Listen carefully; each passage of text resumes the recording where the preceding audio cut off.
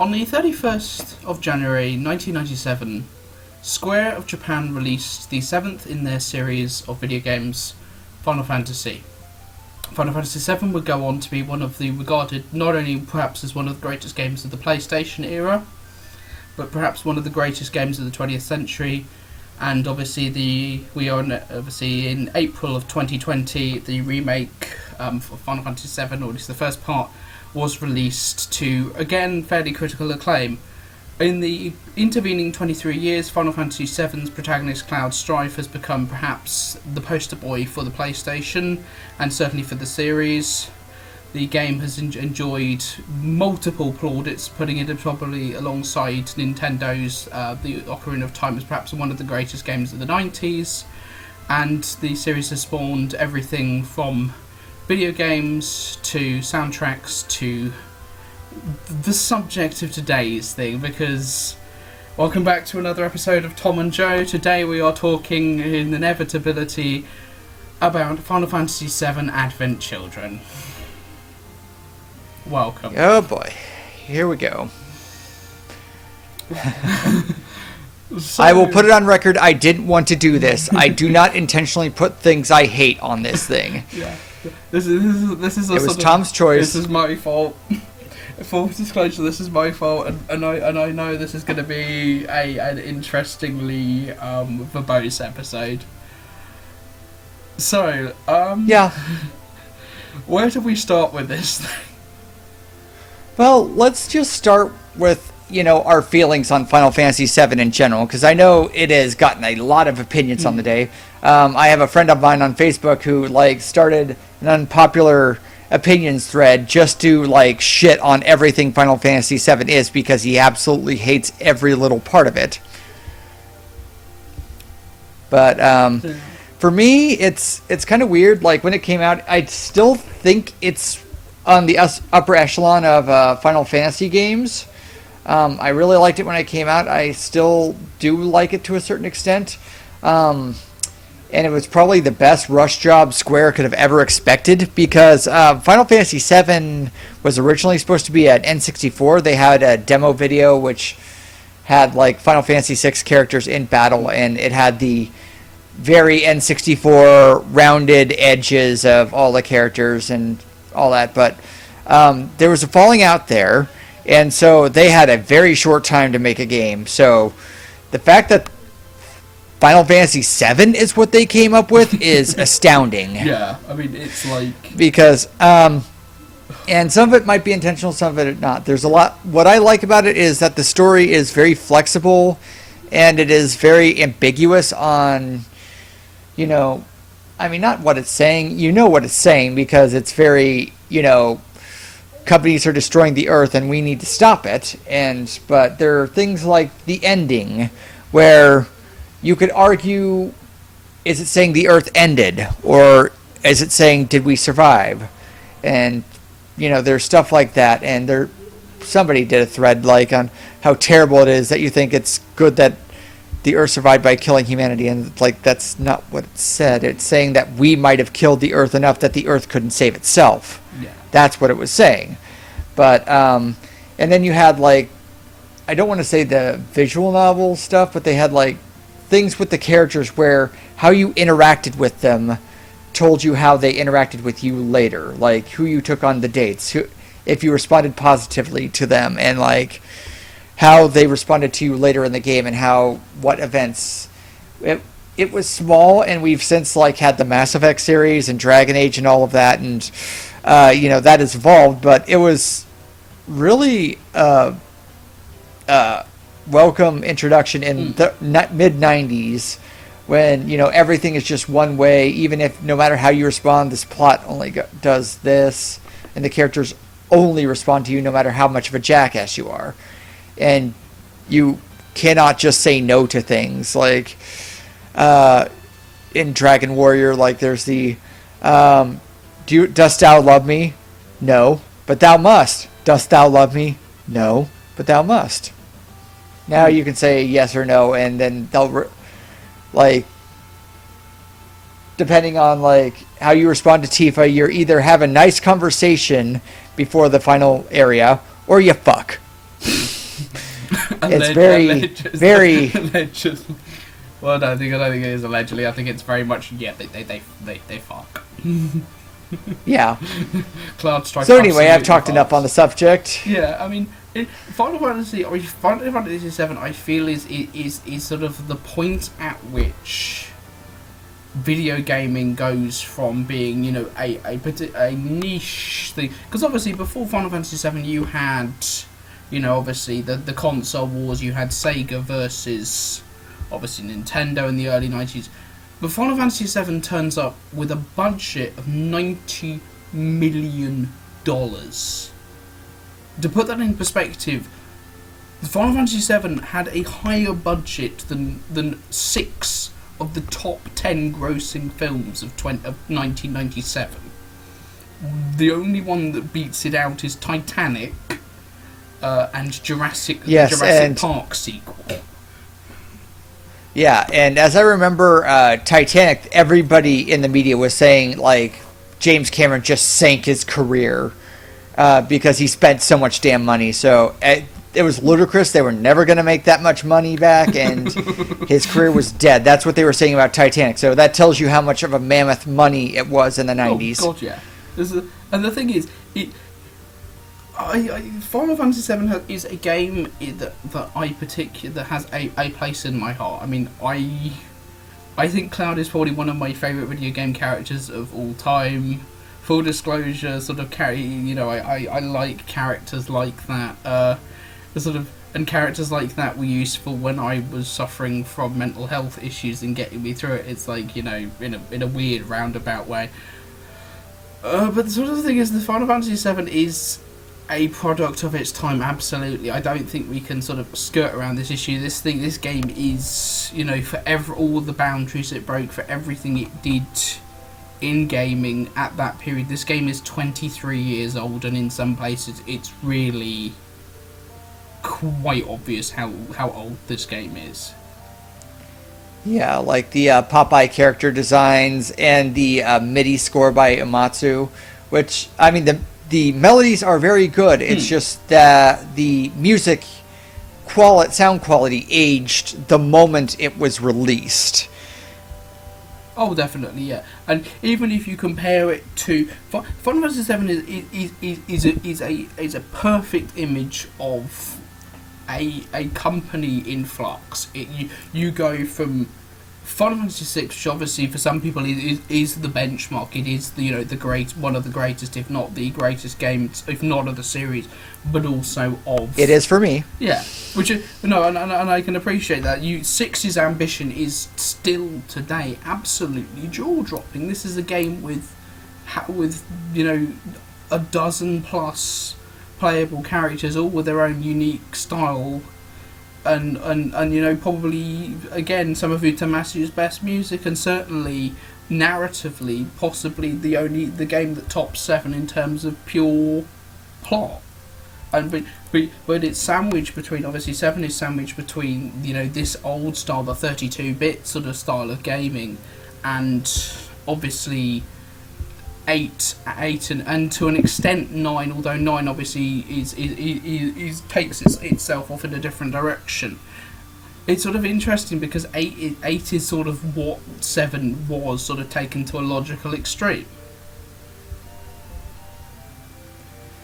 And I don't want to get on the topic of Final Fantasy VIII because we'll be here for longer than we're like the Spoonie Experiment did that long series. I can outdo him if I wanted to, but I have learned at a certain point it's just it gets you attention, but just talking shit about things that mean a lot to other people and just doing nothing but shit on it's not a very good thing to be. Oh, no, absolutely. Which is why I mean I don't do that. It's so I'm just like, if you want me to talk about Final Fantasy VIII, you're going to have to pay me. Just name me a price, and if I deem it good enough, okay, I'll talk about it. But for right now, I'll just you do you, I'm going to do me.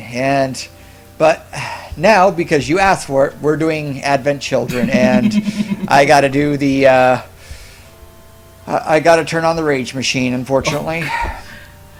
So I think we need to sort of talk about what happened with, because obviously a lot of this thing is not so much what sort of evolved in sort of cinema, because this is a really strange film to talk about, because it's not technically anime and it's not technically CGI. It's this sort of weird hybrid of sort of, you know, it's too CGI for anime, too anime for CGI. So and it's also a weird place because I mean, this kind of tells what Square's direction was going to be in the, you know, mid 2000s, because they had just come off of Final Fantasy: The Spirits Within, which is the movie that cost over $100 million. That made significantly less than Final Fantasy VII. It nearly killed the company. It lost Square a lot of money. The main creative vision of Final Fantasy was forced out of the company because that's what he wanted to do. He wanted to direct the Final Fantasy movie, and that was a failure, so that was squarely on him. Squarely, god damn it. Anyway, so that caused like the downturn to what would eventually be Square Enix. Yeah. And it was the direction of what Final Fantasy and what Square was going to be in the mid 2000s, which was a lot of flashy, a lot of what felt like cash-ins, like Final Fantasy VII Dirge of Cerberus, or like very visually oriented games that, you know, maybe the gameplay left a little design to be desired, but you know, they looked amazing. Yeah. Like the Bouncer was like one of the launch things for the PS2, and yeah, it looked great at the time, but that thing played like a piece of shit. Yeah. So which sort of takes us on the dark road. And it also said, which sort of takes us on the dark road down to 13. Yeah. Which then caused another reassessment. But anyway, this was where Nomura, who was the character designer on Final Fantasy VII, that was his breakout, started to take creative designs on Final Fantasy. And, you know, Katase and was starting to be the big producer mind. And this is what they were doing with them.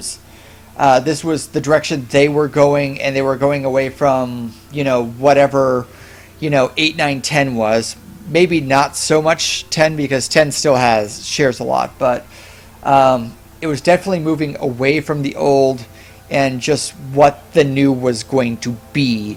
And for a while, that wasn't exactly a good place. No. So, but we will get into that.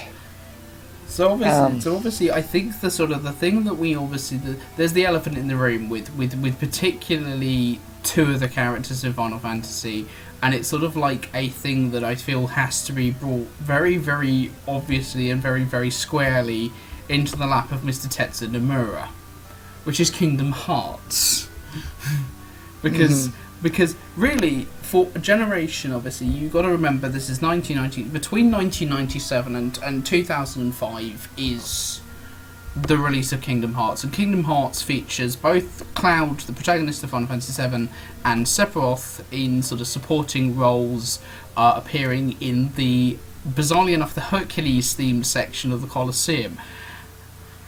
And this is where we sort of this is where we get into Nomura's characterization of Cloud,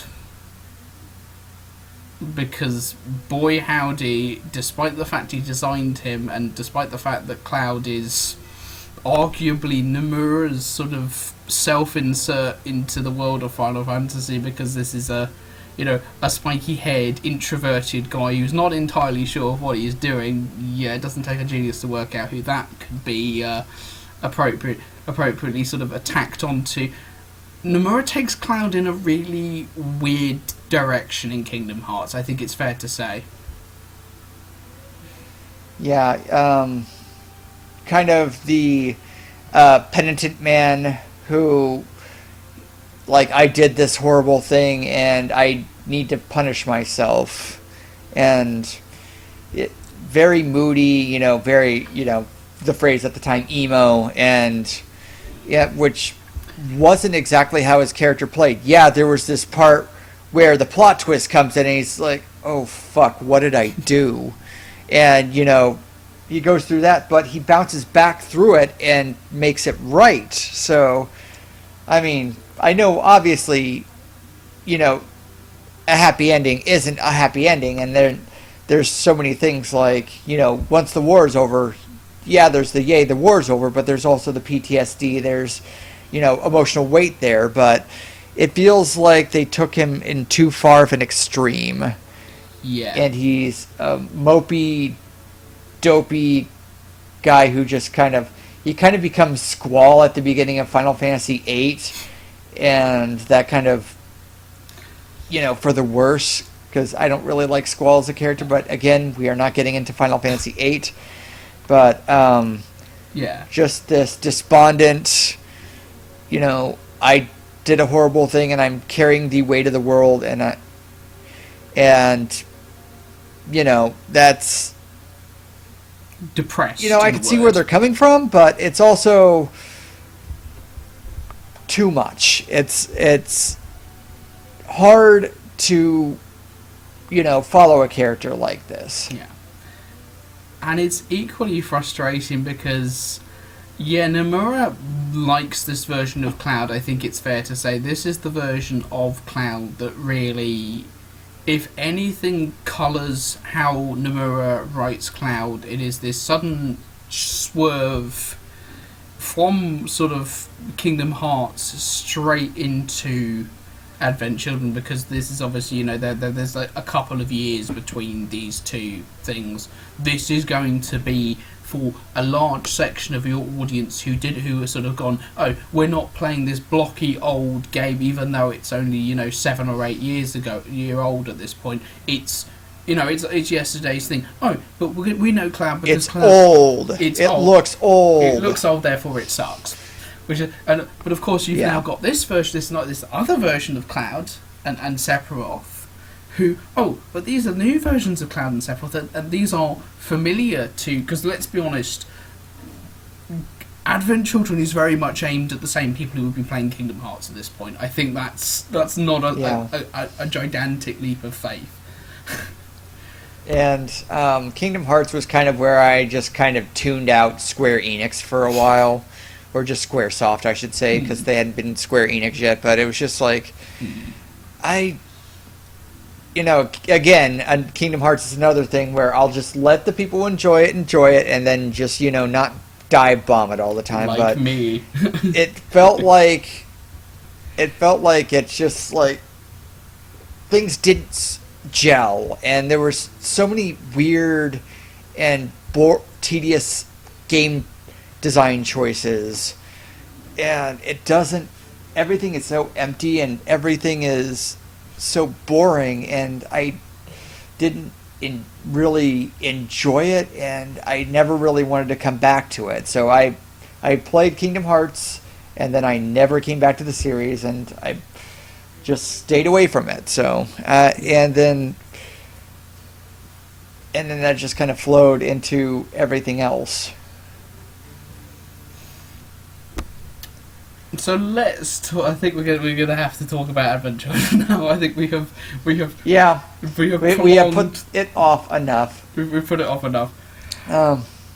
So it's really interesting because Advent Children came out while I was working for an anime magazine, Anime Insider. I'm not doing this as a name drop. I just suddenly found, before we did this, my first bound copy of Anime Insider that has my name in it, and it has like Cloud on the front cover, and it's Final Fantasy Advent Children. So it's just like flipped through it, and so they had an interview with Nomura about the origins, and what this originally was they had their internal company for Square was doing this 20-minute short CG project, and it was just Cloud and Tifa. It was just going to be a 20-minute, and there was no action, there was no nothing. And then Nomura got pulled into it, and then it started to get to 40 minutes, and then eventually got to 60 minutes, and they just kept finding scenes to add and add and add, and that eventually got to Advent Children as it was in 2005. That was at about 97 minutes. Yeah. And then eventually they just kept adding things, and then they got Complete, which is over 2 hours. Which is what we'll be talking about today. For full disclosure, we are talking about Complete. Yeah, because I mean, I can talk a little bit about the original cut, but I haven't watched it since I watched the original version in 2005. I watched it in 2005, and then I never wanted to watch it again. I watched a little of 2005 is weird because fan subs were rampant, and then they did parody fan subs, and somebody did a parody fan sub of Final Fantasy VII Advent Children, and I watched like 10 minutes of that, and it's like, oh, it's fun, funny, amusing, and then I just shut it off, and then that's the last time I watched the original cut, and then I had to come back to this 15 years later to talk about it now. You're welcome. Yeah. And I feel this is sort of the thing with Advent Children. Advent Children, well, three things. We'll go into probably each of these in some detail. 1, Advent Children does not work as a film. 2, Advent Children does not work as a Final Fantasy film. 3, Advent Children is a product of its time at best. Yeah. I mean, even when they did the Complete, and what they did was like thousands of retakes of CG stuff, it still doesn't look great now. I mean, I looked at the Blu-ray on a fairly large TV, and it's just like you can see the artifacts, and you can see there's an uneven quality, especially when there's retakes and takes in. There are in the first. Or in the big fight, one of the big fight sequences people remember, which is Tifa. There is a cut within a single shot, so you can see the middle of the single shot. Then it cuts, and it goes to another shot, and then there's just heavy editing like that within Complete, where they, obviously they wanted to make it look better, but it makes it look worse because it has the Olivier Megaton effect, where he's the director of Taken 2, which is the infamous Liam Neeson climbing a fence scene where there's 30 cuts where he is just jumping over a fence. It has that effect and everything. So, they're trying to make it look better, and sometimes they make it look worse.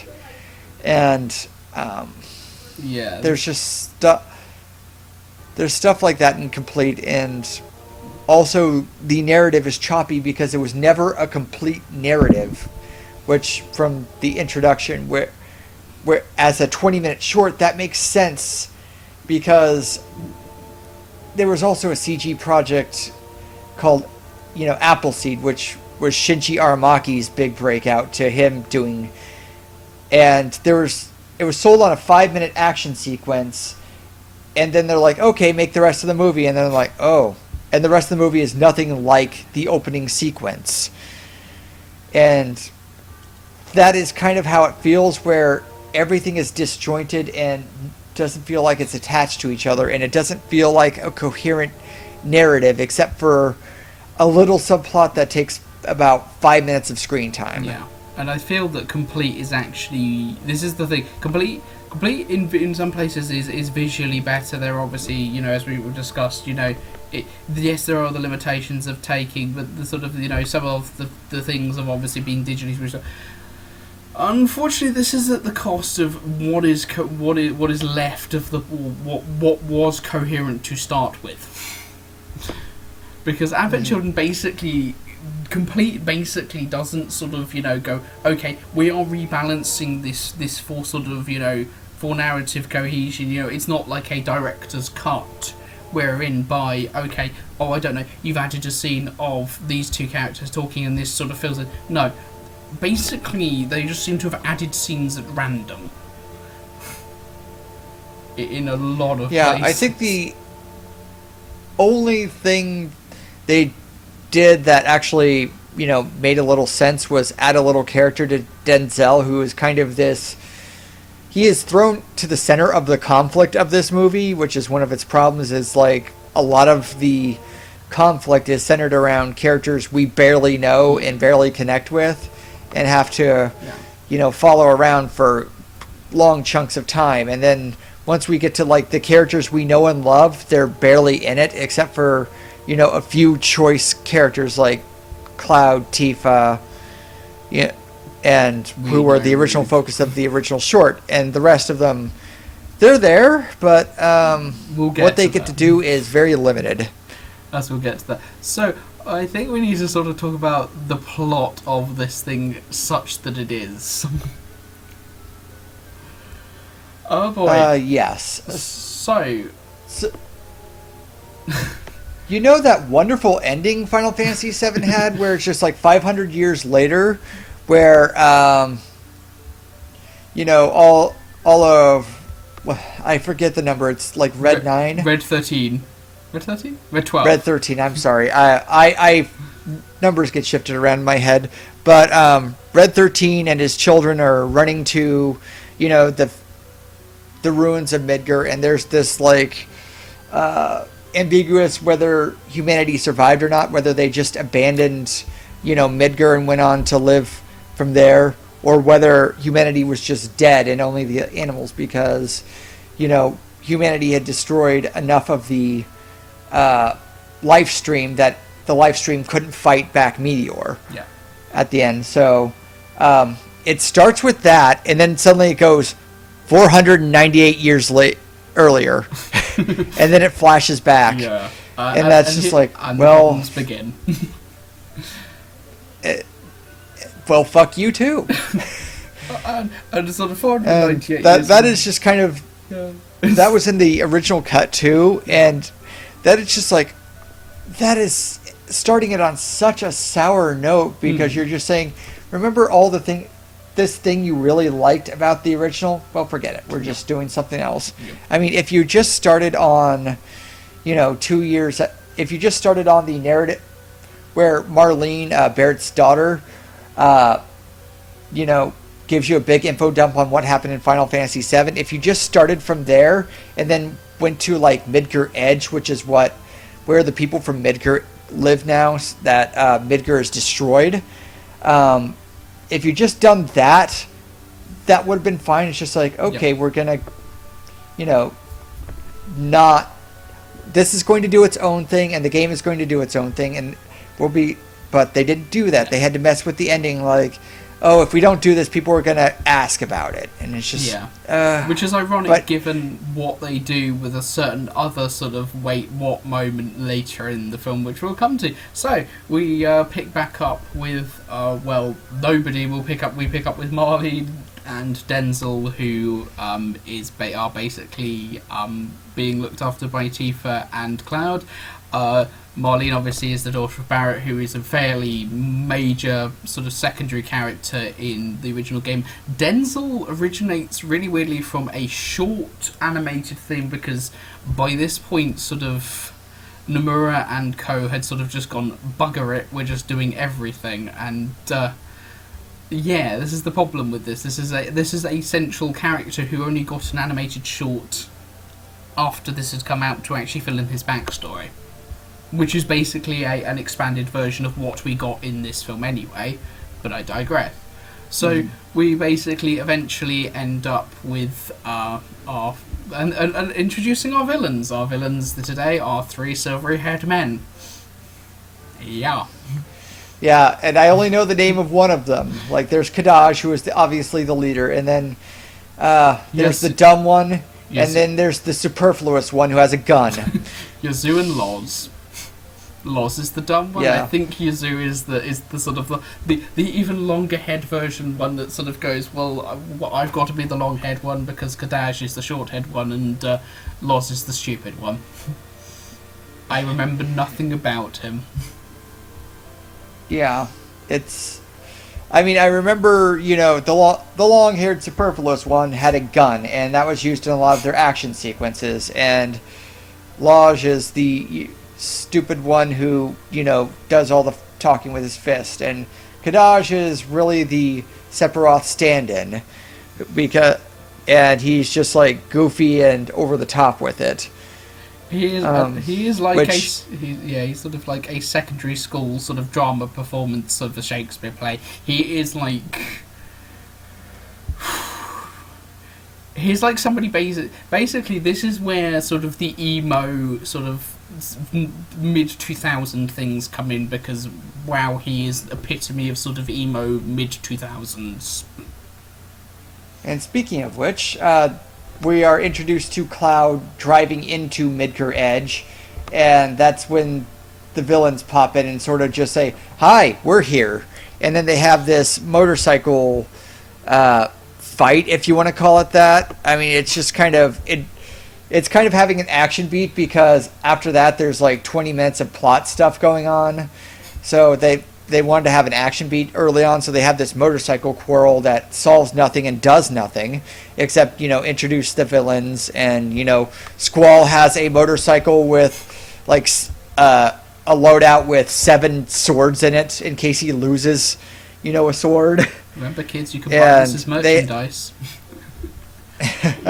Yep, and then they have kind of this like spin fight where everything is shot up too close. The surroundings are all dirt, and all the dirt CG is really not high res. Not good. So it doesn't come out looking very good. No. So they have this fight. I decided to put the credits over because we've got to find somewhere in the film to put the credits over. Why not this? Yeah. And then they go into town, and then we're introduced to, what the world's been doing since. And there's this new threat called geostigma after Meteor, where there's black stuff forming on people, and it's making them sick, and it's causing them to die. And nobody knows what's causing it. Cloud thinks it's Sephiroth is doing something, and that he's still existing somewhere. Denzel, the kid, has geostigma, and so we're trying to get into this reality of what they're doing, and so, and then that's when Shinra comes in. Shinra is like needs Cloud and Tifa to do them a solid, and they need to. We're introduced to what Shinra's doing. They're going to the spot where the final battle happened in Final Fantasy VII, and then there's a helicopter, and then you hear everybody talking, and then suddenly you hear, oh shit, there's shots fired, and then they're flying out, and then there's stuff like that. And then later, Cloud and Tifa are called to help. I can't remember exactly what they're supposed to do. It was kind of like this. It was a plot device made to get them to be reintroduced to each other. So we have Reno and Rude, who are comic relief characters for the anime. Yep. And Reno is the Turks are like Shinra, the gigantic corporations like lackeys, yep. And Reno is the super goofy, one with that's super pretty, and Rude is the very taciturn, doesn't talk a lot, very, proper, and only says what he needs. He's the one who wears the sunglasses. So they are, and he wears the sunglasses that when they get knocked off and broken, he has another pair of sunglasses. Which is fair, considering their line of work is often dangerous. So you're probably going to get your glasses broken, so why not have a spare? They are by far the best thing in the film. Yeah. Arguably.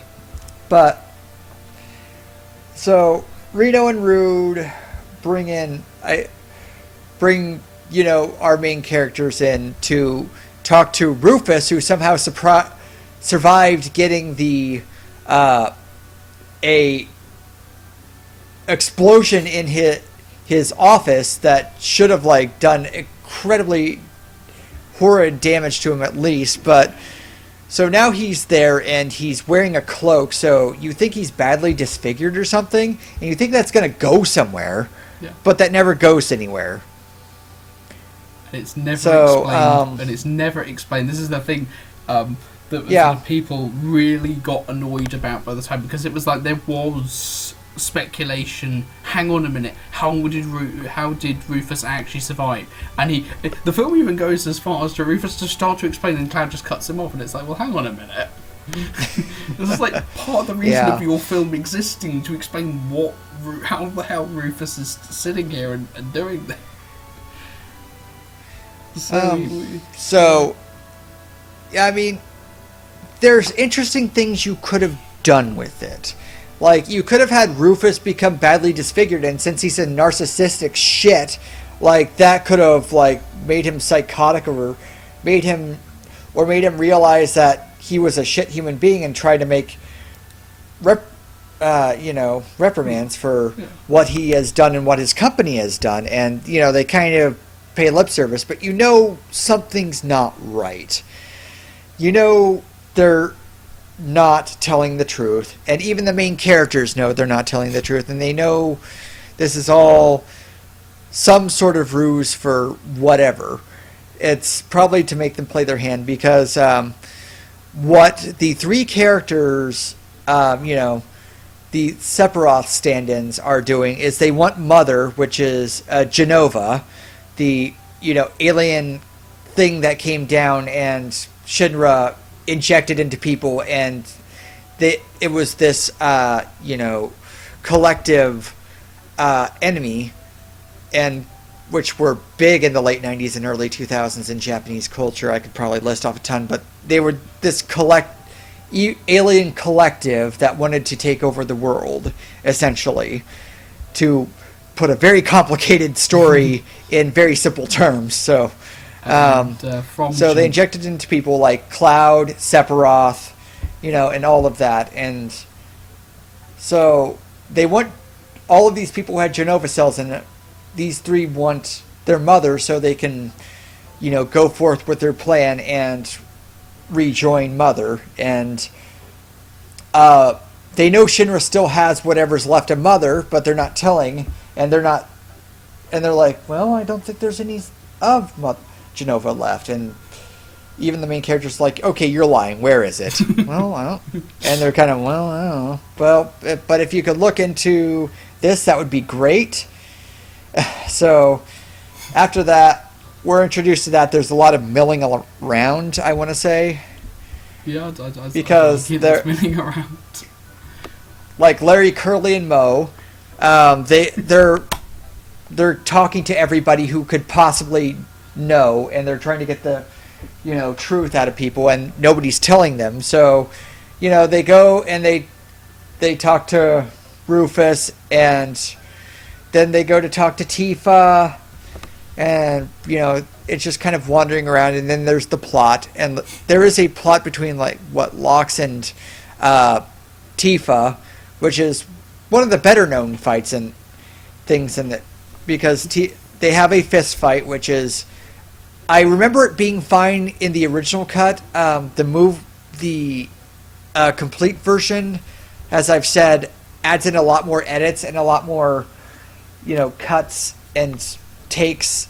So nothing really feels cohesive, and it feels like there's way too much editing for what they want to do. Like, for the standard of anime fights, there's the Cowboy Bebop movie where there's the I love a woman who can kick my ass scene, where there is straight, full on, kung fu fighting. There's no cutting away, and it's smooth, and it's very well done. And this wants to be that, but it isn't it.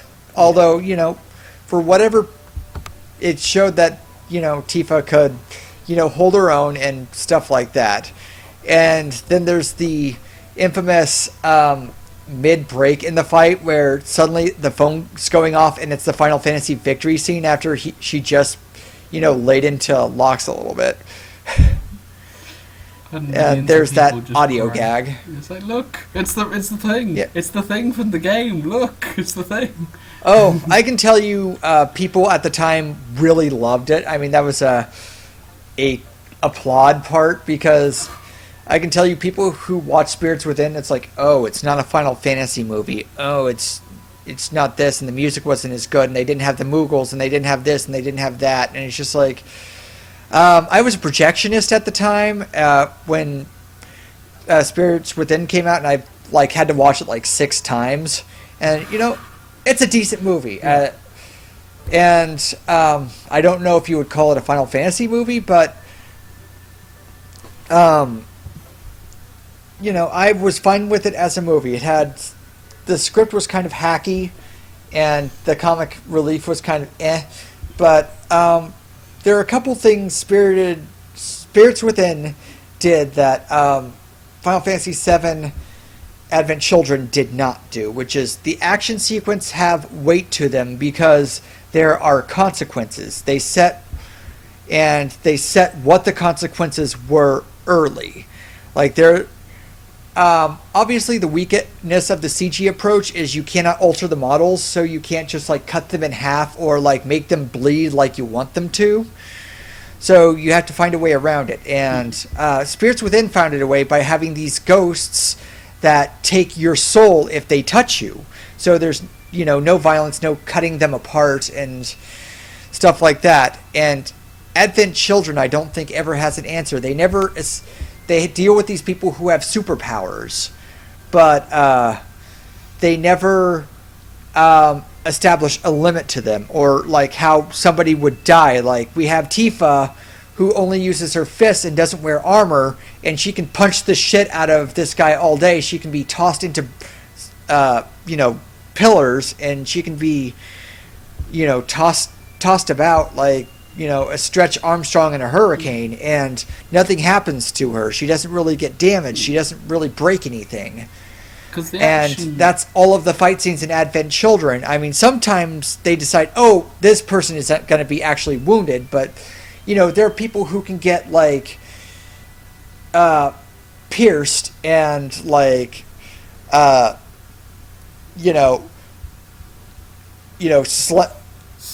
slammed through the heart, and that just kind of mildly puts them out for a little bit.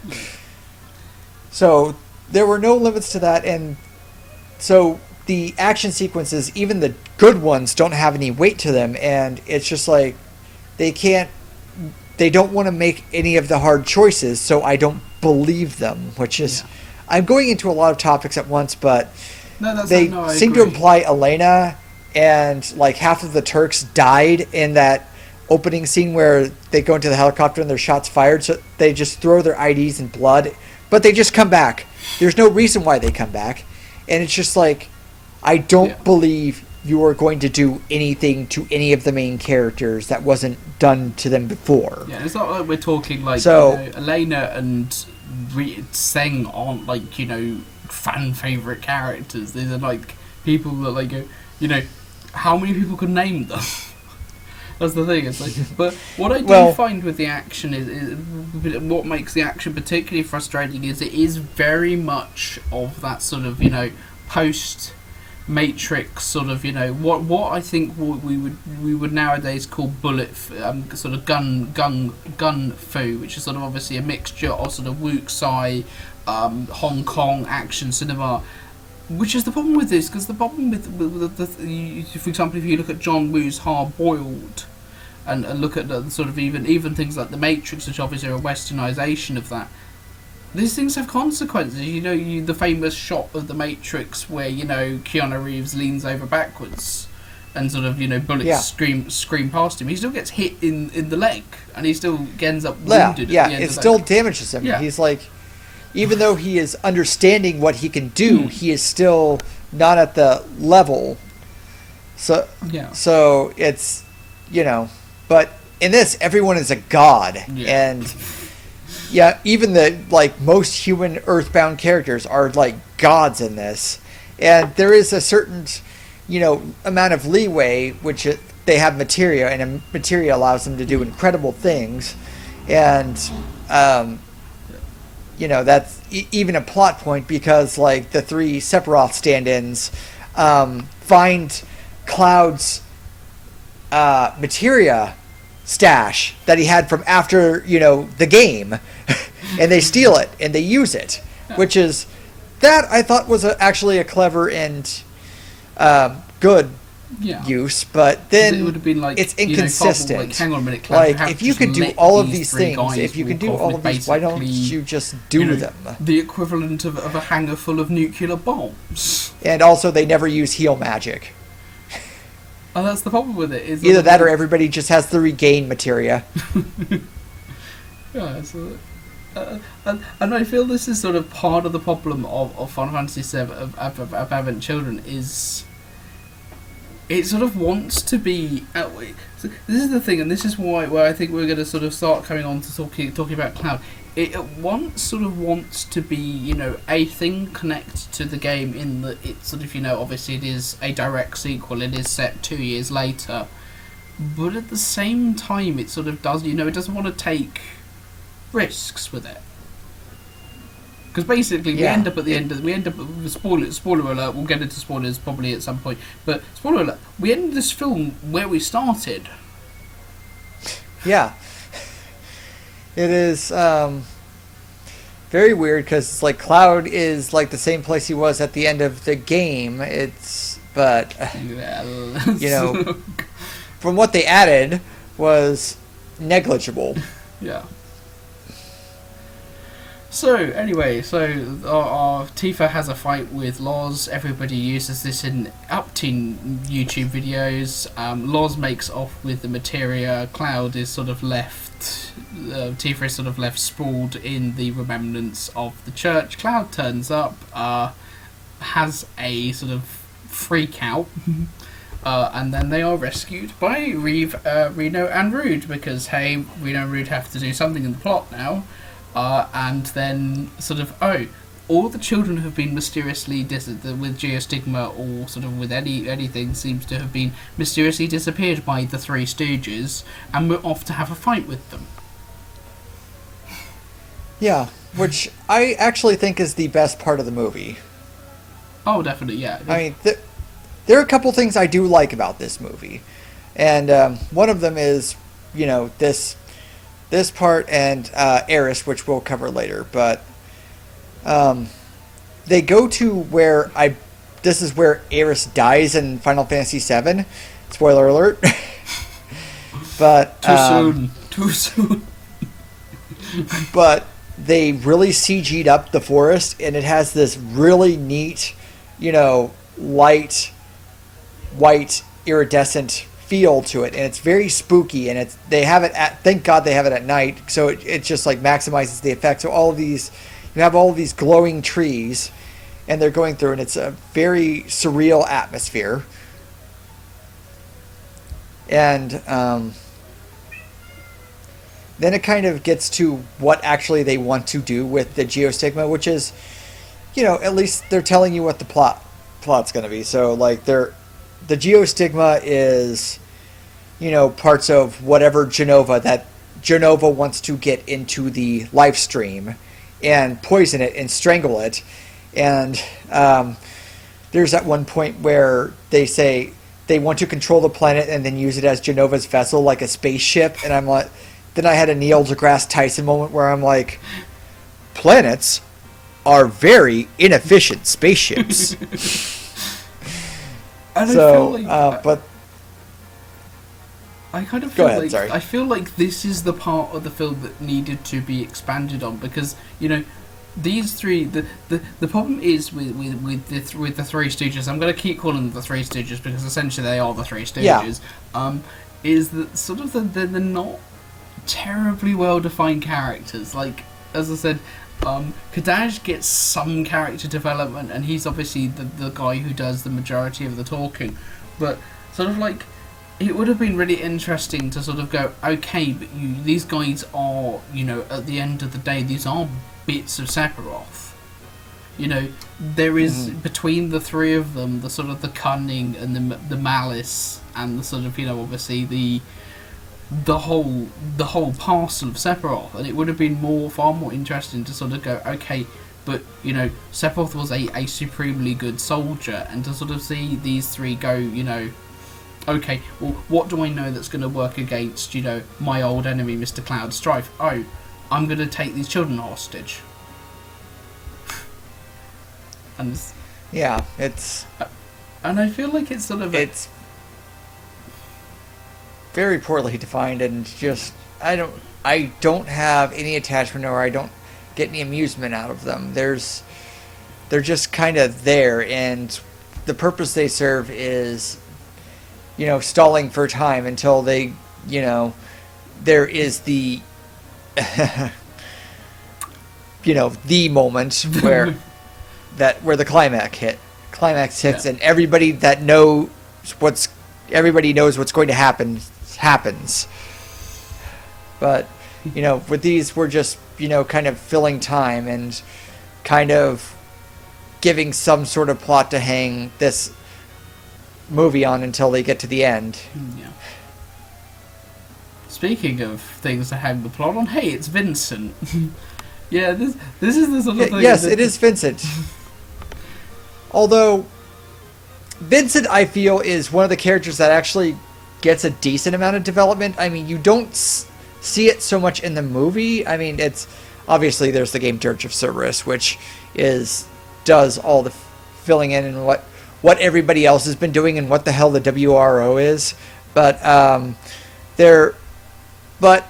he was the brooding one in Final Fantasy VII. He was the emo one, because he's the one who was literally a vampire who lives in a coffin and is just, leave me the fuck alone.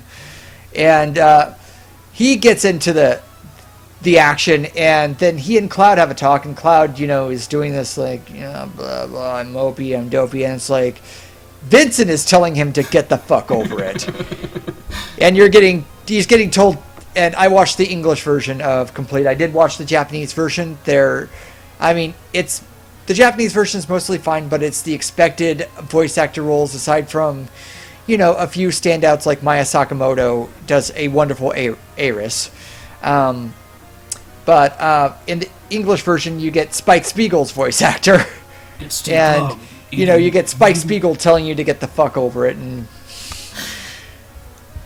he's doing it in the exact same voice, so. And then he wants to go and get a cell phone. And there's his character arc for the rest of the film. Yeah.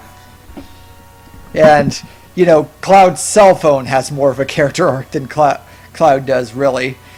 Because it starts off, there's a flashback where Denzel, stumbles out of nowhere, and where he stumbles out of is covered in other stuff.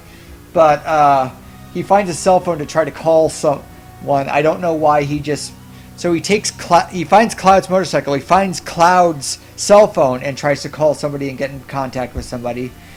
And then later, this cell phone gets dumped into the live stream. And then I don't know what it's implying. Is it implying that the live stream called everybody to come help? Yeah, the thing is with Seven has got beautiful cinematography in places when when the camera's standing still, and when someone isn't cutting every other second. But you do get what I can only describe as visual screensavers at some point. You do get sort of there's a very strange shot at one point where you get this sort of thing, and it sounds basically like lift hold music. Just go, oh look, we're gonna show you this nice shot of some water, and there is sort of this music in the background. Well, it sounds like it's from a spa. Yeah. Yeah. Although I will say the fight scene in the forest is really good. They make use of the surroundings very well, and it all looks very nice. And how it's shot is really good. I complain that too much of it is close up, but they do a really good job with these action sequences, and it feels like it does. Everything in this sequence does have consequences. It is following up on things. It is going through the plot. So everything about that forest works. And then, unfortunately, then we go back to Midgar. Then we go back to Midgar Edge, and then there are the children surrounding this memorial that they had after Meteor Fall that Shinra put, and they think Genova's there. So they have all of these children surrounding the thing so nobody can pester them. And then they summon... oh goodness, I keep thinking they summoned a weapon, but I'm not sure exactly what... Bahamut X. Or Bahamut. Bahamut EX. Bahamut X, yes. Yeah, they have to add the X. It was the 2000s. But, so they have this giant monster that they could have summoned this whole time, and it could have taken care of most things. So everybody involved with the plot is our heroes are trying to take care of it. And obviously they're in over the head because it's a giant fucking beast that can destroy cities. Yeah, not to mention the Three Stooges sort of wandering around, sort of getting into fights with everybody. Yeah. but then, the rest of the main cast of Final Fantasy VII show up to help out. And then they get involved in their one action scene that they're going to get involved in, and then they kind of then sit the rest of the plot out. So you see Yuffie, and she's like, "Oh hey, I'm gonna," and then there's a lot of "I'm gonna steal materia" jokes, and it's like they stole all of our materia. This will not stand. And then she goes out and does her thing, and then everybody else does their thing, and then there's Sid, who even. Although in the English dub he doesn't swear, and it feels wrong that he doesn't swear, but he's being curmudgeon-y, and then they have Red 13 and Reeves stand in Kate Sith, and then they have banter, and then they do things, and it's just kind of a waste of an action sequence because it's pretty, there's a lot going on, and then there's like, hey, there's all the characters we love, but it's action figure fighting where they're just coming in there going pew pew pew pew, pew, I fight you, and I throw you back, and then their model goes into the corner not being damaged, and they're not really hurt, and then it's just stuff happening. Yeah, catchphrase. And Vincent is just wandering through this scene trying to find a mobile phone. And we sort of get this and then we get this sort of basically the one shot I do love from the Bahamut EX fight is the sort of the jump, because it is the one moment where you go, no, these guys are a team, and it's like, okay, yeah, where was this like for the rest of the, and this is not a short action sequence, this is about what, 5 minutes, no. 6 minutes long, and it keeps on going. I think the complete one is like 10 minutes. Going, and it's like, come on, we need to get to the proper boss fight at the end of it. It does feel like one of these very, very overly long sort of mid-2000s sort of, God of War-esque thing where this thing has got, the Matrix Reloaded, like the semi-truck scenes, which I liked Matrix Revolutions. I'm fine with it, although it is a long, extensive action sequence, and the thing is, it's between people and like seemingly invincible, and they're doing interesting things. So there's a lot of stuff. Although it is definitely a bloated action sequence. That they were just doing this to show off more than they needed to do it for the plot. But a little similarity to the sort of the latter two Matrix films between this and those, actually, in sort of hindsight. Oh, I should say Matrix Reloaded, not Matrix Revolutions. Revolutions was the third one. So sorry, but it does have like that hefty 40-minute action sequence in the middle of Revolutions that essentially solves nothing. It's just a war movie at that point. It has that feel to it. Yeah, it's a slog. Because it's a slog because it also encapsulates the problem with like the only way these things can be solved is with limit breaks, and so they're just bouncing around until Cloud gets his limit break, and then he limit breaks Bahamut. And then that's your action sequence, and it feels that the shot's fine, but it still feels anticlimactic because like, wow, that that's a thing an entire city was trying to, an entire party of Supermen these people were trying to solve, and that's it. And also, it leads into another action scene. Oh god, yeah, this is the thing. Like the entire, I would say, incomplete, particularly the last half of this film is action sequence. One long, continuous action sequence with sort of limited exposition, and it's just like I was looking at the clock because my ADHD makes me a very terrible clock watcher. I need to know where I am in time at all times. It's a weird thing, but so I was looking, like, there was still like 50 minutes left in the movie when we hit the Bahamut action sequence, and then there's all the other action sequence, and then when we hit the climax of the movie, there is still a half an hour of movie left. And it does feel particularly... There are moments in this, like I tell you what I also do really like, it's the Reno Rude fight, because there's like, every so often in the Bahamut's fight, in the sort of this fight sequence between, the party of Final Fantasy VII and this big fuck off thing, it occasionally goes back to Reno Rude, who are basically just having, a reasonably grounded fist fight with two of the three stooges. And like stuff happens to it.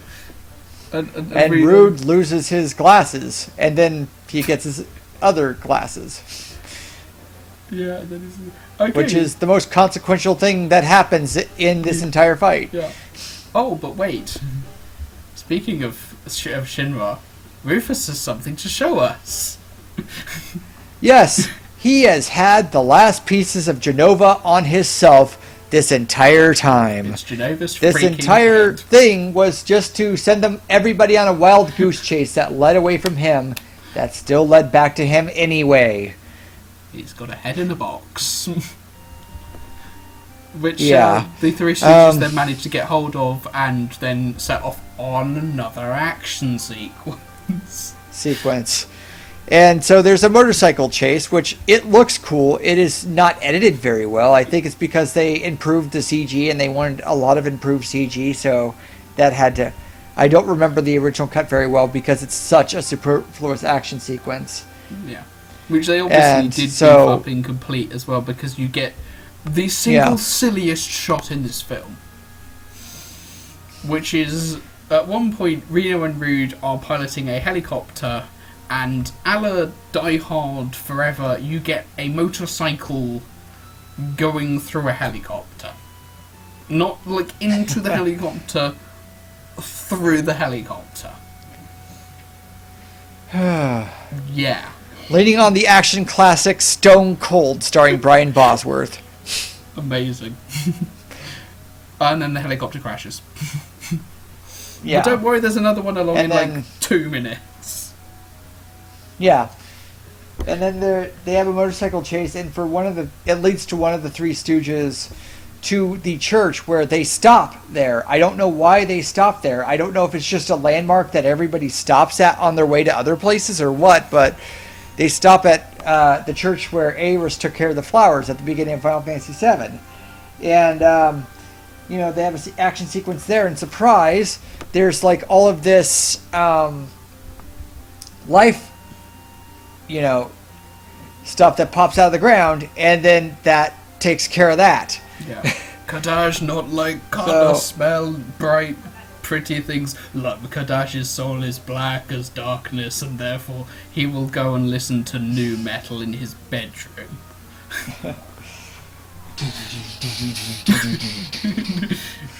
And then we get another fight so that sequence. Takes care of that. I mean, it's so we should mention what's going on with Aerith this whole time too, because it doesn't come out of nowhere. It's there. It's in the plot thread, and I think it's one of the better part of the movie. Like, Cloud is having flashbacks or flashes to Zack and Aerith talking to them, and he obviously feels guilty because he stole Zack's identity and at the cost of Zack. Spoilers. And Aerith died. Spoilers. And he feels severe guilt about all of this, and he's having conversations with them at like wherever the place between life and death. So he has conversations with them, and I think those are very conversations because it moves along their relationship. So obviously there was something incomplete there because Zack and Aeris died, and Aeris was expecting it, but they didn't have any, completed, emotional stuff there because obviously, depending on how you play Final Fantasy VII, you have a lot of feelings for Aeris. And so there's that gap that needed to be filled with Cloud. So she is having this conversation like, I need to be forgiven. It's like, what do you need to be forgiven for? And it's like, and it's like, well, I'm here. I don't feel I need to forgive you for anything. And then, talks to Zack about, what being a hero is and what, being a soldier is and stuff like that. And that's really works because that is, taking some dangling threads. I mean, they're not really like plot threads that were thrown away. They were just like something that might have been emotionally incomplete for the story that they might need to explore, and they do explore it. And like I said, Maya Sakamoto is very good as Aeris, and like the 3 minutes of screen time she gets. And Mina Savari, not so much, but I should tell you in the dub, they have Rachel Lee Cook from She's All That as Tifa, and Aeris is Mina Savari from American Beauty. And that's the biggest stunt casting they have because they were relatively well-known stars at the time. And the rest of the people are mostly people from the anime dubbing industry. So, and I should say the dub's fine. Yeah. I mean, the dub's okay. It doesn't do more or less than it's asked to do.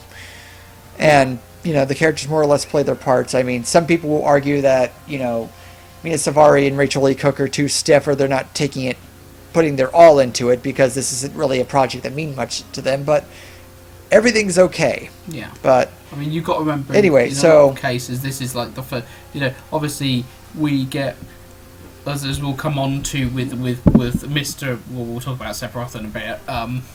The majority of these characters, apart from Cloud, this is the first time they were voiced. I mean, obviously, yeah, with hindsight, and particularly, obviously, comparing them now to what obviously with the remake, which is fully voiced and has received obviously both positive and negative sort of coverage with obviously the change in the voice cast to essentially a bunch of people who even in sort of the anime voice acting industry are fairly unknown. These are mostly relatively minor television actors. You got to remember this is still fairly recent to when the game came out, and the majority of these characters were never voiced again. There's no character voice where I go, no, that's not how I imagine them going. There are a couple of ones which are a little bit idiosyncratic, and obviously Steve Blum does what Steve Blum does with everything. Yeah, Steve Blum is. Like I said, Spike Spiegel, he is a fantastic voice actor, yeah. And even as he gets all the accolades, he is still undervalued. Yeah. And you got Quentin and Crispin Freeman as Rena. Rena and Rude, I think, are actually the two best voice characters in this film, and I don't know what it is. There's something quite nice about the sort of the back and forth between the two of them. It's just done very naturally, and it is the one thing myself I think that actually the remake doesn't quite. Obviously, I know we're getting a little bit off topic, but they're the two character actors I wish were in the remake, and that's because they are that good at doing these two characters. Yeah, and what I remember from the Japanese voice cast, they're fine. The problem is they're asked to do like a 2000s Japanese spectacle film, which is it's either a lot of screaming or you're talking in very low tones about philosophy and the way of the world in very restrained, manner. Either that or you're the comic relief, and you will never stop being the fucking comic relief. You cannot stop to be a human character one bit. You cannot react. You have to react to everything as over the top as possible.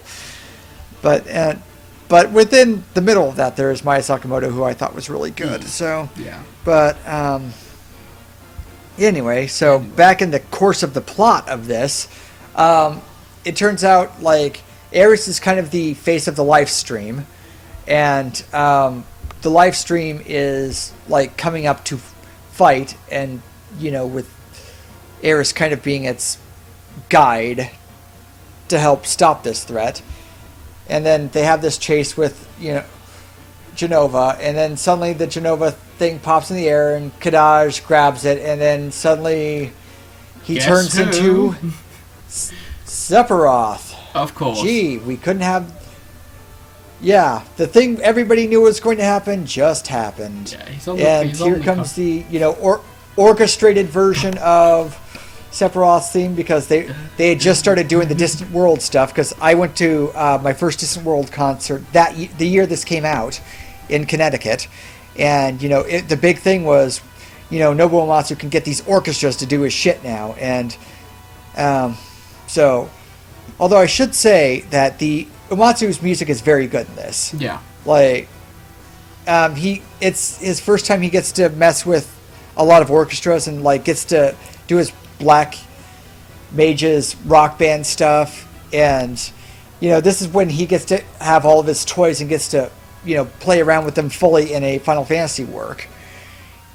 And the music is really good, even though a lot of it is on the nose, and it's everything you've expected. Like, when Genova's going to start playing, when Sephiroth's theme's going to start playing. So, yeah, I would say. I mean, but that's also kind of over familiarity as a Final Fantasy VII fan. I would say the sort of the weakest point of it is the sort of the majority of the tracks that are sort of obviously from the original soundtrack. So you've got Aerith's theme, Tifa's theme, which gets a very nice piano version, which I think is actually from the Final Fantasy VII piano collections. You get the really, really good Those Who Fight First Further, which used to be actually my running sort of music. It's just this ridiculously overblown sort of really heavy metal guitar version.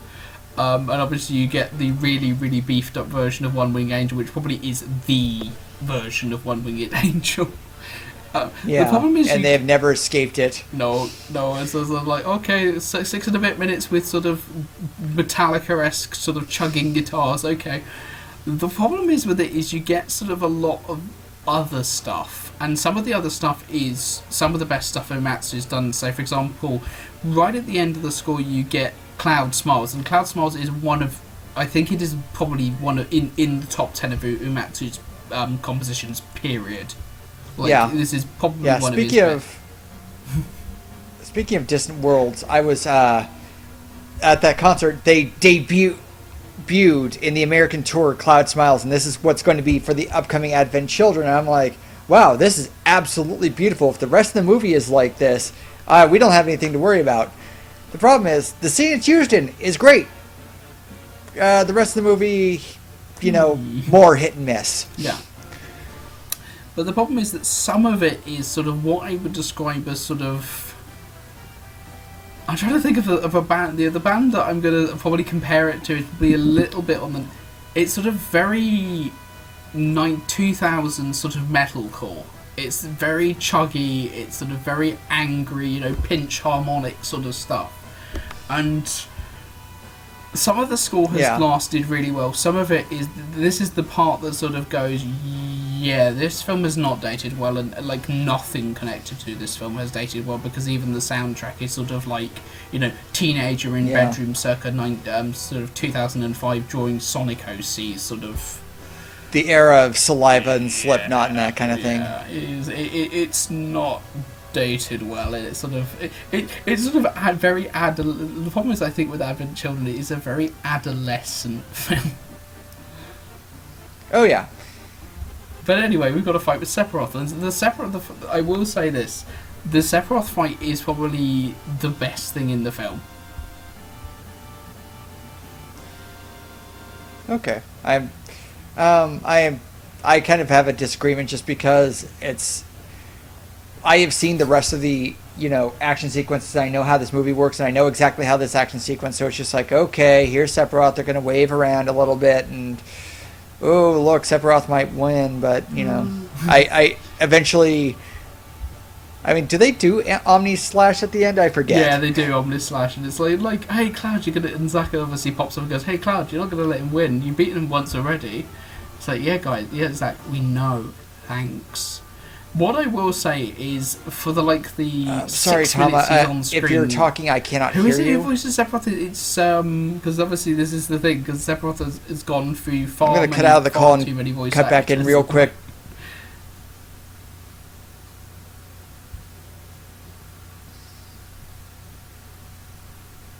Hello? No.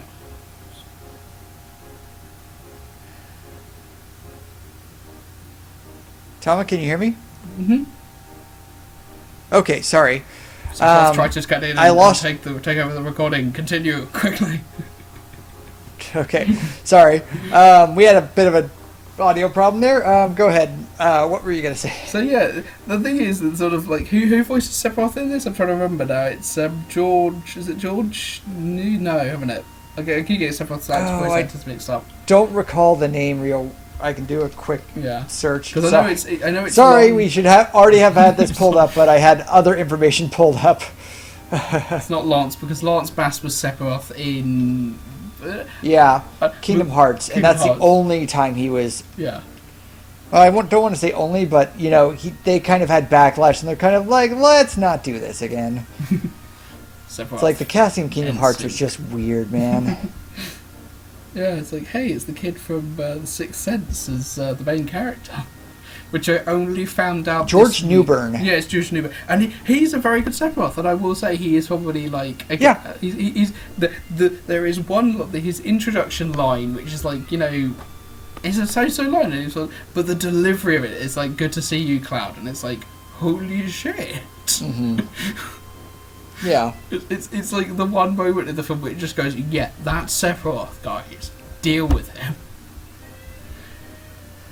Mm-hmm. And then we have a fight with Sephiroth, and of course Sephiroth, like a 1970s soft rock band that sort of is going through several divorces, goes, I will be back, Cloud. I will always return. Inevitably. And then he fucks off. Yeah. Mm. And then we have the end of the movie where Cloud realizes, oh yeah, I'm forgiven, and everything's okay, and like the live stream causes everything to rain, which cleans the geostigma, and everything's all right. And then they have this final scene at the church where Denzel has to apparently super bathe in the live stream because the rain just doesn't. Oh. Well, they do cover this. He was indoors for most of this because they were, dealing with the destruction of the city. So they were inside and hiding under stuff. So it does make sense why he wasn't there when it was raining. But then they have the Cloud Smiles where they go back to the church where he stood the flowers, and everybody, all the children who were affected by the geostigma bathe in the live stream, and it cleans them, and Cloud's okay. And as one of my friends said, Tifa gives Cloud the "we are going to fuck tonight" look, which is the most expressive I've ever seen any of these characters in the movie, because they have generally stern Japanese voice actor look or character design look. So, and then our movie ends with 10 minutes worth of credits, and there's not one, but two credit sequences. Yeah. Including perhaps the strangest thing, in relation to this film, which is the second credit sequence, which is a CGI Cloud just sort of whizzing around live action roads. Mm-hmm. Yeah, which also... Yeah, it didn't bother me too much. I'm just like, okay, I'll watch this to see if it goes anywhere, and it doesn't really. which sort of has the really Like- weird thing that in the Japanese cut it was there's two songs on the original. It is a song called "Calling" by a gentleman called Kyosuke Himura, who was from basically the same band that the guy who did Battle Without Honor and Humanity was from, which I forget the name of the band. On the Japanese cut of Complete, he is joined by, of all people, Jared Way of My Chemical Romance. Which should sort of date this film very, very much as to sort of what... Yeah. Sort of not only date the film, but sort of this is entirely who this is intended to be for. The weird late 2000s where Japanese companies were adding people from rock bands like Sonic. The Sonic soundtrack definitely needed one of the guys from Hoobastank. Absolutely. That's what Sonic. Yeah, absolutely. But so, yeah, Advent Children. Oh boy, this has not aged well, has it?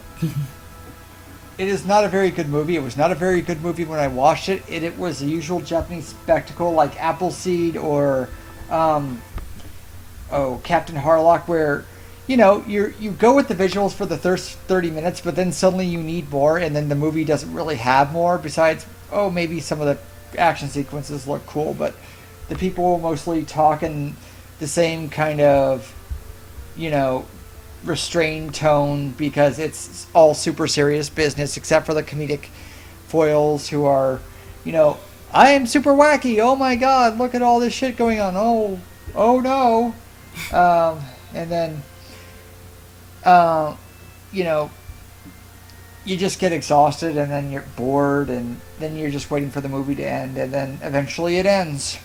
Yeah, I think exhausting is the word I would use, particularly for this cut, because this cut is, if the original Advent Children at 90 minutes long was sort of like, okay, it's a little bit outside, this is a slog. This is a flipping route march of a film. It's sort of like, oh god, finally the credits. Thank you. Hello, Jared Way. Thank God for that. It's also not much of consequence happens. No. Like, it's all fan service, and it's just like we're bringing them to the big screen, and they are so scared of like pissing off fans that they do nothing. And there's only a couple of interesting things like, Vincent being less mopey and having gotten over his shit more than Cloud has gotten over his shit, and he's like trying to talk to him about it. And Tifa goes through a little bit because she was the main character in the original short, but it's just like, stuff happens. And it's kind of the same stuff that has happened, but it happens on a smaller scale because obviously we don't have the meteor and we don't have, all of this stuff and, 20 to 40 hours to get through it. Yeah. Because it's sort of, in hindsight, it's sort of like, there is no character development.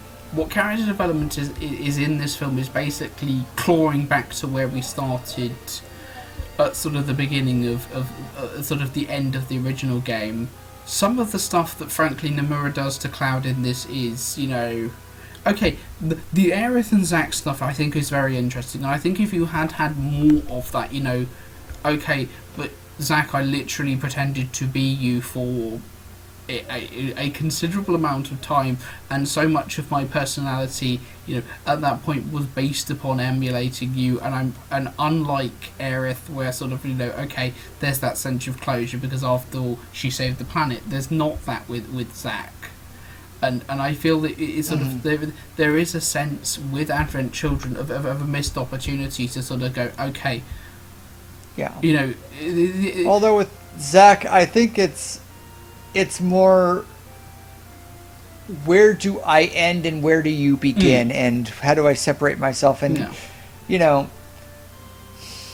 that would have been interesting as well, but it's a movie that is not interested in asking questions about the characters or seeing them grow or seeing them do. It's it's a diorama where you're just putting these characters that you know into this, situation. And Yeah. diorama or action figures or whatever. It's playing with action figures. People call it fan fiction. Fan fiction does more than that. Yeah, fan fiction does far more than this. I mean, so yeah. This is the thing. I feel like the problem with this film is Tetsuya Nomura. Nomura's sort of, I can appreciate, you got to consider Nomura is an integral part of the original game. Nomura designed every single character in this. These are as much his creations as they are, the script writer and the sort of, the director. And it's sort of like it's sort of really strange atmosphere with this film. Of sort of like Nomura being. I can appreciate there is this sense with obviously Advent Children that nothing could ever be a suitable cinematic a suitable continuation, let alone a suitable cinematic continuation of Final Fantasy. We're talking about Final Fantasy VII. We are talking about a game, after all, that essentially is probably one of the cornerstones of modern RPGs. Nothing could ever quite live up to that. But it's almost like with Advent Children, they play it so safe. There's nothing ventured, basically, with this film. You get a couple of moments that sort of, Nomura goes, oh, but sort of, Cloud hasn't got closure with Aerith, Cloud hasn't got closure with, Zack. Mm-hmm. But you don't need to make a 2-hour film about that. As I said, you could have done a short, or because there were another 2 animated shorts released, I think, between the original cut and the complete cut, which were obviously Last Orders and On the Way to a Call, which sort of go into both Cloud and both the sort of basically the build up to the start of Final Fantasy VII. With obviously Cloud arrives on the train, and also sort of Denzel's backstory, which goes into a little bit of Cloud's backstory. But you don't. This film feels almost perfunctory. It's sort of like, well, it's there. We've made another film. Mm-hmm. Unlike Spirits Within, this hasn't sort of accidentally killed us. It's there. You can watch it. It's 2 more hours of Cloud and Co, but it's just sort of there, and I feel sort of particularly in the sort of the wake of the other parts of what eventually became known as the compilation of Final Fantasy, so Crisis Core and sort of Dirge of Cerberus, and obviously particularly now in the sort of the wake of the remake, and obviously there's the other parts of the remake which will arrive as and when. This feels even more like, particularly as it's fairly clear with the remake, Nomura can take risks, and Nomura can go back to essentially something that essentially defined his career and sort of go, I can do this better. I can make a better version of this story. I can take the story in directions you don't expect.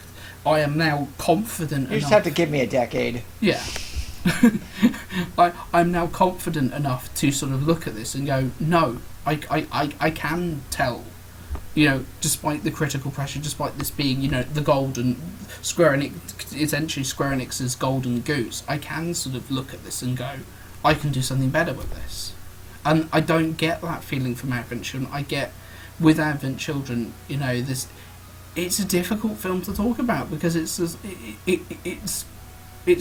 it's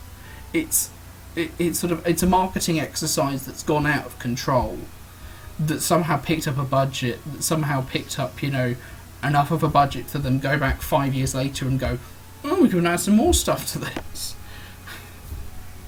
It's a product that may have had something in the, original 20 minutes thing where Cloud and Tifa are talking and maybe trying to, patch out where they are after everything.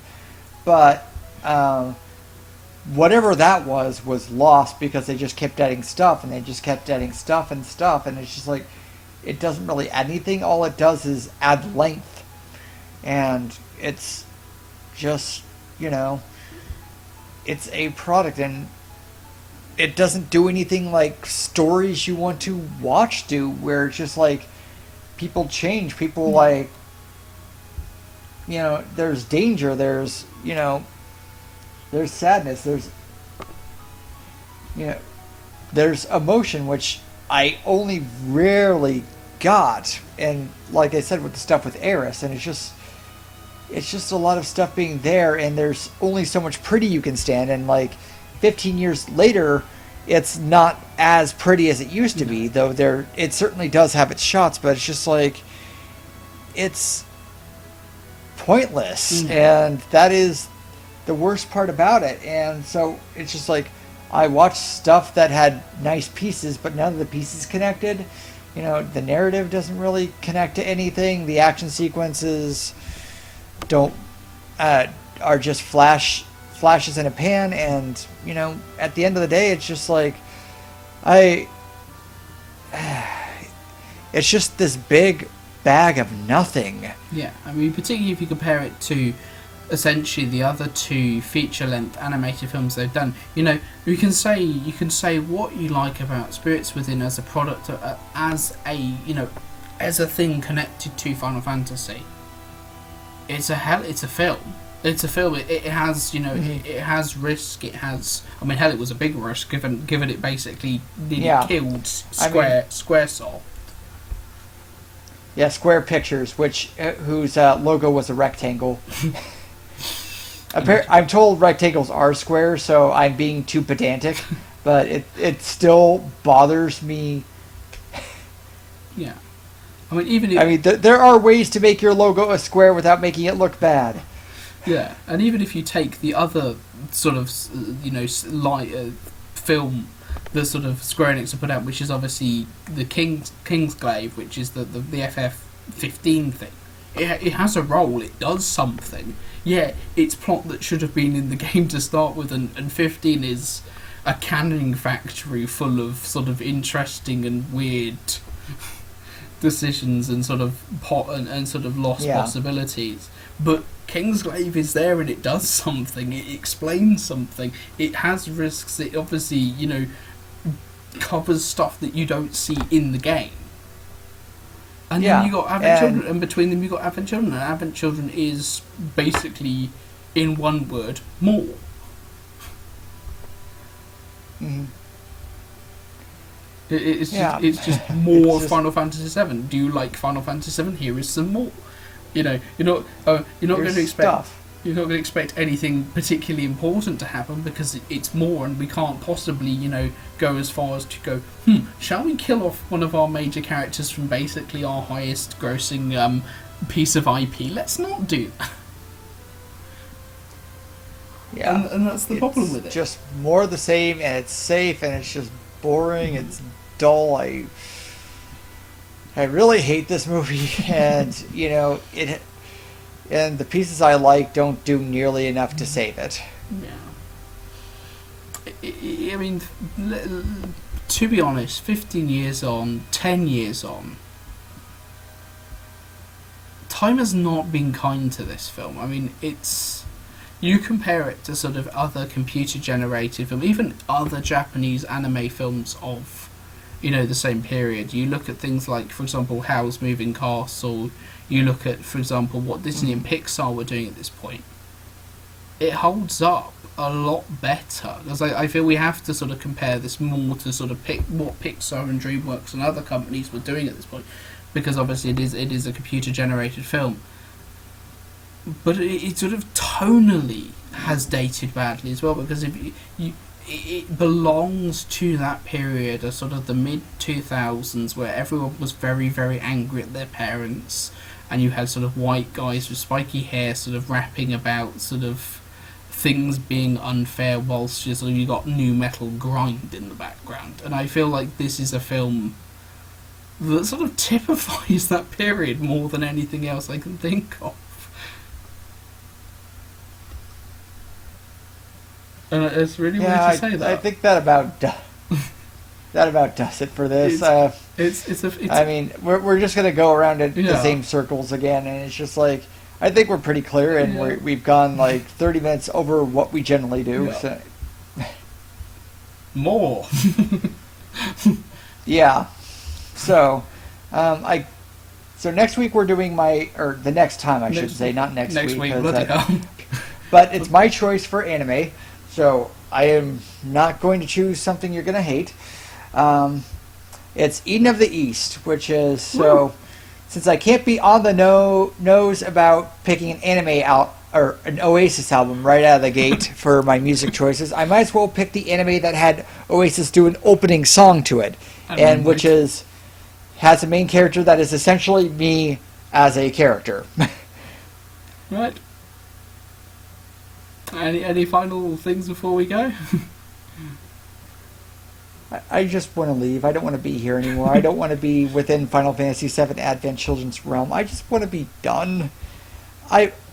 Because I'm not. You can hear me. I'm not really being angry. I'm not being the rage person on the internet for YouTube clicks about this. I am being as reasonable and level-headed, and I've done an hour and a half of being reasonable about this, and all of my restraint is costing a lot of energy, so I'm just very tired now. Yeah, I can't really move. See you next time, guys.